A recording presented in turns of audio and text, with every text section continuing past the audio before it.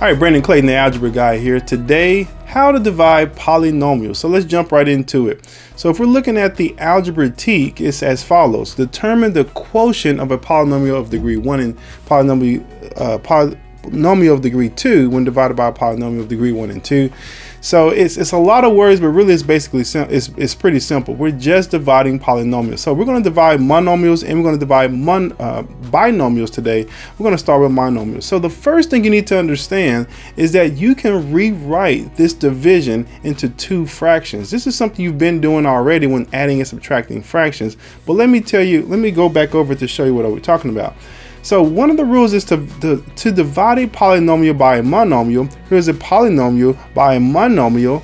Divide each term of the polynomial by the monomial. What does that mean? It's just simply saying that you can rewrite this so that it looks like this. Y over 5 plus 2 over 5. That's all it's saying. So it's just saying that you can break this piece y plus 2 over 5 to those two different fractions. Why? Because that's what adding fractions looks like. You add the numerators and you keep the same denominator. So you end up with this piece here. Now that's important. It seems pretty simple, but when dividing polynomials, it makes our work a lot easier. So we use this form of fraction addition to divide polynomials by monomials. So let's look at some problems, see if we can do it. Now with just that information, you should be able to work this one. So see if you can work this one by yourself on your paper before I get to it.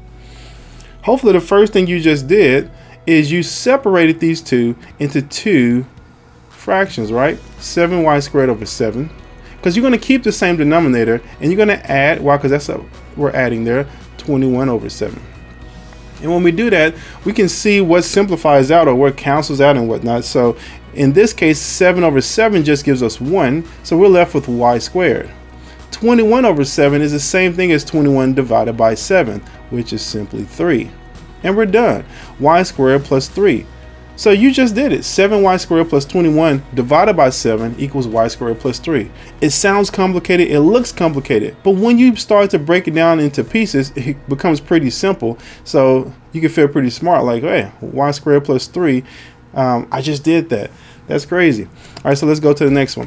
What about these two? As usual, I want to encourage you to pause it and see if you can work these before I get into it. I bet you'll be more successful than you think you can. All right, so I'm going to go ahead and start this one here.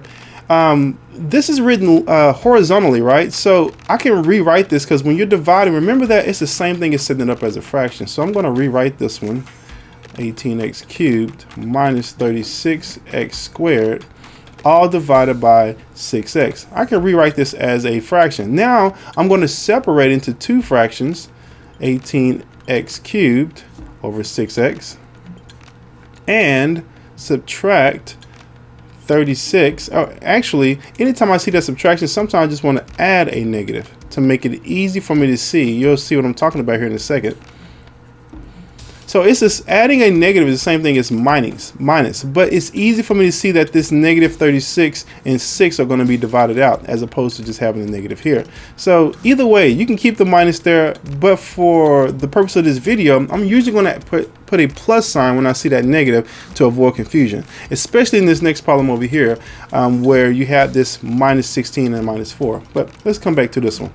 18 divided by 6 now becomes easy. That's just 3. X cubed divided by x, well, there's 3 x's up here. You're going to take out one of them, so I'm left with x squared. So those are done. We've simplified that. And now we got negative 36 divided by 6. Well, that's just a minus 6. So instead of this plus right here, I'm actually going to do a minus 6. And x squared over x leaves me just an x. And I'm done. So this is what you get for an answer, right? It's not your typical 36 divided by 6 type of problem. You get something. It looks a little bit more complicated, but really it's simple because all you're doing is one piece at a time. 18 over 6, simple. X cubed over x, simple. Just take out one of the x's. So let's move on to this one. So when you have these minus and minuses, as I mentioned before, sometimes you might want to include a plus sign so that you can clearly see so you don't confuse your signs. And here's what I'm going to do to avoid making sure I don't confuse my signs. I'm going to rewrite this one. I'm going to separate it first of all, 12d squared over -4. And I'm going to say add, and then I'm going to put a -16d over -4. Now, again, it's the same thing. Adding -16 and -4 is the same thing. And just to make that point, you could test it in your calculator or any other manner. But if you had 5 minus 2, it's the same thing as 5 plus a -2. No matter how you want to look at that, they're going to give you the same thing. But sometimes it's easier to add that plus. In this case, it is. You don't have to do it, but like I said, it makes it easier to see. Now let's go ahead and simplify this. 12 divided by -4 gives me a -3, and I'm left with -3d squared. So I still have to keep that. So done with that one. And -16 and -4. See, now it becomes easier to see that I'm dividing two negatives, which is going to make this a +4. A +4d, and we are done with that one. So good job. All right, same thing here. We can separate these two into two fractions. I'm going to go ahead and do that, and I would encourage you to pause it and you do the same. See if you get the same answer that I'm about to get. 5y squared and plus 7y cubed over 5y squared. All right, so all I did was separate these so that I can have two fractions, and it's easy for me to simplify from here. Now, you don't have to do this as you become more advanced and comfortable. You could probably just look and see 105 then divided by 5, y over 5th divided by y squared, and do the same thing with your 75. But I want to show you visually what's actually happening before you take that shortcut. So 105 divided by 5 looks like 10 divided by 5 is 2. That's going to be 21. Y to the 5th and y squared leaves me with y to the 3rd, because 5 minus 2 is 3 according to our exponent quotient rules. And over here 75 divided by 5 is, I want to guess 10 is 50, so to get to 25 is another 5. So let's double check that. So let me just write that out because I feel like I'm doing something wrong. So 1, 5, 2, 5, 15. There you go. All right, so we got 15, and then y cubed over y squared is just y, because 3 minus 2 is just 1y left over, and there it is. So this looks complicated, but really all we did was one piece, one step at a time, and made that simple. All right, again, we have this horizontally. We can rewrite this so that we can see what it looks like. We could skip a step and go ahead and separate these, but I'm not, so that there is no confusion. I'm going to rewrite this out completely. So I'm going to start with 15x cubed y minus 3xy squared, all divided by -5xy. All right, so now I can separate these into two. Do I want to? Yeah, I'll use this space here. 15x cubed y over -5xy. I'm struggling with my space. Wondering if I should have picked the went down further, but that's okay. Let's see if this can work. -3xy squared, and then -5xy. All right, so now we can simplify each one of these fractions. 15 divided by -5. Now this becomes a lot easier. I can see that 15 divided by -5 is a -3. X cubed over x leaves me with x squared, because 3 minus that 1 is a 2. That's another lesson over the exponent rules. So you can go there, and it's something called the quotient rules for exponents. So you want to look that up if you're struggling with how am I getting that so quickly. Y and y are going to cancel out, so there's nothing there. -3 and -5 is just going to become a 3/5. Oh, I thought that's it's not a 3, it's a 5 here. Let me put that 5 there. 5 is supposed to be there. Thank you for telling me that. And I pulled up the wrong problem. There we go. All right, so I should have had a 5 there. Let's see, make sure I wrote that right. Yes. Okay, now I can do -35 divided by 5. That is a 7, because that's a positive. Let me change my color back. So positive. Change that to a blue. There we go. So that's a +7, and x over x is going to cancel out to nothing being there. Y squared over y is just going to leave me a y. And there we go. So let's review that real quick. I always like to double check. Even though I've done this and I'm teaching this, I'm making mistakes too. So I like to go back and just quickly, for a couple of seconds, double check. That's -3 x squared cancels 7, cancels the x, and we have y there. So it looks good. Let's move on to our next problem. Wow, look at that beast there. That's a lot to work with. Now, normally you're not going to get a 3, but I bet you can still do it. And I'm actually going to leave that there, even though it's not a little bit beyond our teak.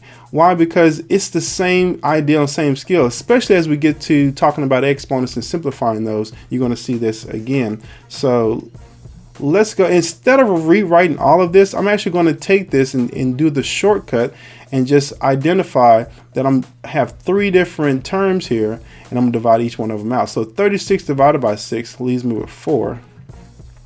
So I've taken care of that part. X cubed over x squared leaves me with just an x. And y squared over y leaves me just y. So see, I'm done with that. So it saves a little bit of time not having to rewrite it, since you get the idea now. 27 divided by 9 is 3. X squared over x squared leaves me with nothing, because that cancels. Y squared over y leaves me with just y. All this is done. -9 divided by 9 is a -1. So I'm going to leave a negative here. I don't have to write a 1 because I'm going to write a variable. X squared and x squared leaves me with nothing, or just 1. And y cubed over y leaves me with y squared. And we're done. So it saves a little bit of time and space. Looks complicated, but really isn't. You're just taking one small step at a time. All right, same thing here. 10 divided by 5 is going to give us a 2. X squared over x is just x. So did the 10, did the x, did both of those. 5 divided by 5 is 1. X divided by x is x. So these are actually completely canceled out to be 1. So that's a tricky one, because normally we don't write anything. We just skip that. But that actually equals 1.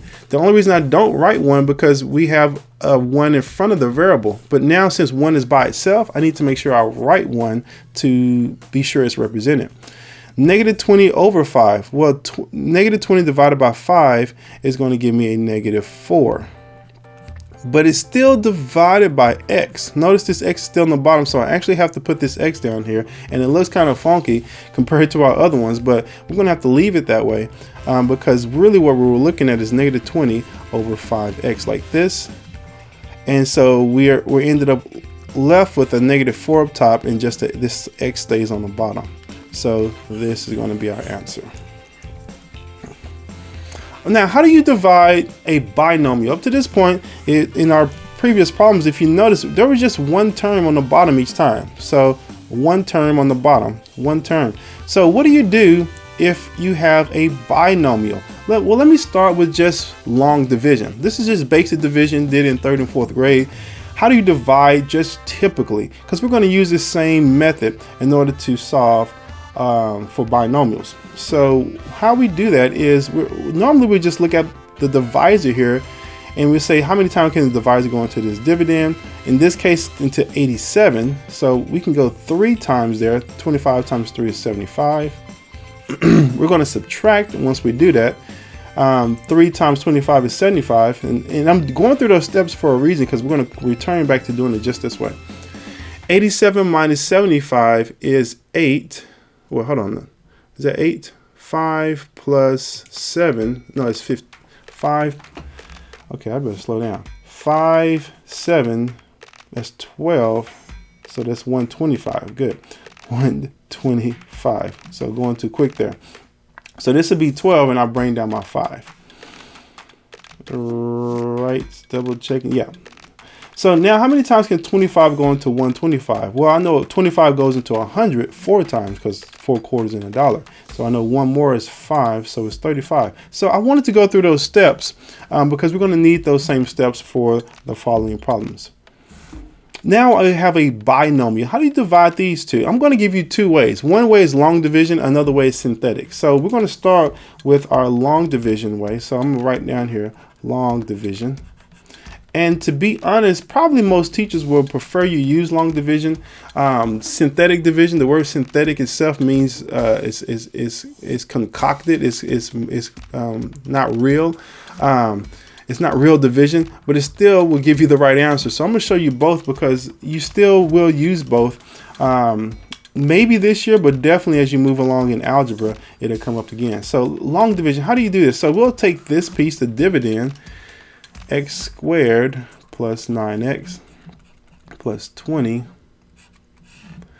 and we'll divide it by x plus 5. So how do you do that? Well, we're going to start with the variable. And we're going to say x goes into x squared how many times? X goes into x squared x number of times. Well, how do you get that? Well, x times x is x squared. It's that simple. Hopefully that made a lot of sense. Just we're going to take that variable and just multiply. How many times can x go into that first term? Now we take this answer that we're getting and multiply by the divisor. X times x is x squared. X times 5 is 5x. All right, so now we're going to subtract. Just like we did a second ago, we're going to subtract this whole. Now, normally we put parentheses around this whole thing and subtract, but I'm going to have to distribute them later, so I didn't do that. So I'm going to subtract both of these terms. But when I do that, I get 9 minus 5x is 4x. This goes to 0, obviously. And then I bring down my 20. So that's a positive 20. And I start over, just like you would normally division. Just like we had 125 here once we did that, we said 12 and brought down our 5. Now we have 4x. So x goes into 4x how many times? Well, it's 4 because 4 times x gives us 4x. So let's take this number and multiply by the divisor again, by both of these terms. 4 times x is 4x. And then 4 times 5 is 20. I'm going to subtract both of those. And now I'm left with 0 and 0. So this whole thing goes to 0, which means this is my perfect answer, and I have no remainder. So the answer to this is x plus 4. That was using long division. But what about this synthetic division thing you mentioned, Mr. Clayton? Synthetic division. Well, for synthetic division, you're going to look at your divisor and ask yourself, what do I need x to be to get this to equal 0? In this case, I have x plus 5. So x plus 5, if I set that equal to 0, what would x need to be? Well, that would need to be a negative 5. So here's how I would start out. I would start out by drawing this little box here and put a negative 5 up there. And then I'm going to draw all the coefficients in my divisor. So what do I mean? Here's a 1 for my coefficient, so I'm going to put a 1. Here's a 9, so I'm going to put a 9. And here's a 20. So remember, this is synthetic. I know it looks kind of weird. I'm going to draw a line right here. And in order to work this, the first step I'm going to do is bring down my 1. Now it becomes pretty simple. Watch what happens. Negative 5 times 1 is what? Negative 5. I'm going to put that negative 5 here. And then I'm going to add these two. 9 plus a negative 5 is 4. Well, 9 minus 5 is 4. Negative 5, now I'm going to multiply again. Negative 5 times 4 is negative 20. Let's add these and I get 0. Notice it's the same numbers that we were getting when we did long division. So now here's my answer. So instead of going x squared, I know this is the first term is just going to be an x. So instead of x squared, this is going to be an x. This is going to bring it down an exponent from the exponent of 1 to just 4. And I have nothing left over. So this is just x plus 4. So there's another way you could do it to get your answer. Hopefully that made sense. I know it's a little crazy looking. You never done anything like that probably to this point, but sometimes students end up preferring this method because this can be a little bit more complicated as well. So let's try it again. We'll try it out one more. We'll start with long division and do synthetic division. So first I'm going to do my long division. I'm going to write out 2x squared minus 5x minus 3 all divided by x minus 3. So x goes into 2x squared how many times? Well, I needed 2x. Why? Because 2 times 1 gives me that 2. X times x gives me the x squared. So when I multiply this times both of these, here's what I get. 2x times x is 2x squared. Then 2x times negative 3 is negative 6x. So now I have to subtract both of these, right? So I have to subtract, this becomes minus, and I have to subtract this. This changes this sign to plus. Remember, I'm subtracting this whole thing. This was negative 6. 2x times negative 3 was negative 6. Now I have to subtract everything, which is the same thing as me having this minus sign out here. So I had it like this. And now I'm having to subtract this whole thing, which is changing this is to negative 2x plus 6. Because this negative is being distributed to both. So I'm not writing it out because it becomes kind of messy when I have to distribute everything in this small space. This becomes 0, 2x squared minus 2x, and negative 5x plus 6 gives me just x. Now I bring down my 3, or my negative 3, and I start over. X goes into x how many times? Well, there's just one time. Well, 1 times x is x. 1 times negative 3 is negative 3. Now subtract everything, subtract my x, and subtract this, which is distributing that negative. So that's negative 3 plus 3, and I get 0 there. So there's no remainder. Here is my answer. So there you go. All right, so now what about long division? So I know that I need a 3 here to get 0. So I need a 3 to get this to be 0. My coefficients are 2, negative 5, and negative 3. First step is I'm going to bring down my 2. So that becomes 3 times 2 is 6. Negative 5 plus 6 is just 1. And 3 times 1 is 3. I have a 0 remainder. So this is going to become, instead of x squared, I'm going to take one exponent down to just make it 2x. And this is now just plus 1. So 2x plus 1. Notice they're the same answers. This was a lot quicker and a lot less work. Just know how to do both of them. That's why I want to keep sharing both of them. All right. We actually had no questions on the star that I could find from the last few years. So you may or may not have to use it on the star, but you will have to do it in class oftentimes for quizzes and things you're covering. So did we complete our objective? Absolutely. We divided a quotient. We determined the quotient of a polynomial of degree 1 and degree 2 by dividing it by both a monomial and a binomial of degree 1 and 2. So congratulations to you guys. My name is Brandon Clayton, the Algebra Guy, and I'll see you next lesson.